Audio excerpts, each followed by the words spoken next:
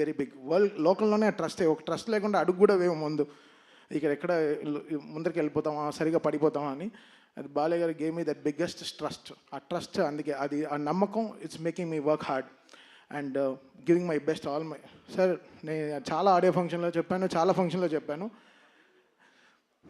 బాలయ్య గారు అంటే it will be 100% అంతే. స్పీకర్లు కాలిపోతే కాలిపోని, నాకు సంబంధం లేదు, అది కాలుతాయి అంతే, దానికి ప్రిపేర్ అవ్వండి అంతే. బాలయ్య గారి సినిమా వస్తే మీరు అందరూ రెడీ అవ్వండి. అంటే ఫ్లైట్ టేక్ ఆఫ్ అవ్వాలంటే సీట్ బెల్ట్ చేసుకోమంటారు.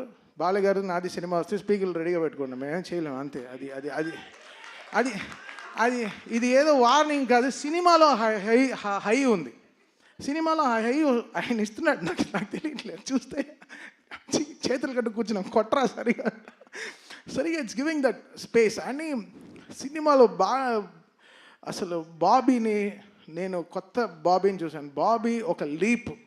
ఈ సినిమాతో బాబీ విల్ బీ అసలు ఆల్రెడీ ఎక్కడో ఉన్నాడు, చాలా పెద్ద సక్సెస్ ఇచ్చాడు మా చిరంజీవి గారికి. మళ్ళీ ఈ సినిమా వాల్టర్ వీరయ్యతో చాలా సక్సెస్ ఇచ్చాడు. బట్ ఈ సినిమా బాబీ విల్ తను ఎవడెవడు నోరు మూయించాలో అందరిని నోరులు మూయిస్తాడు డెఫినెట్గా. ఎందుకంటే బాబీ ఈ సినిమాకి జనరల్గా బాబీ ఎక్కువ కష్టపడితే ఆ ఫేస్లో తెలియదు.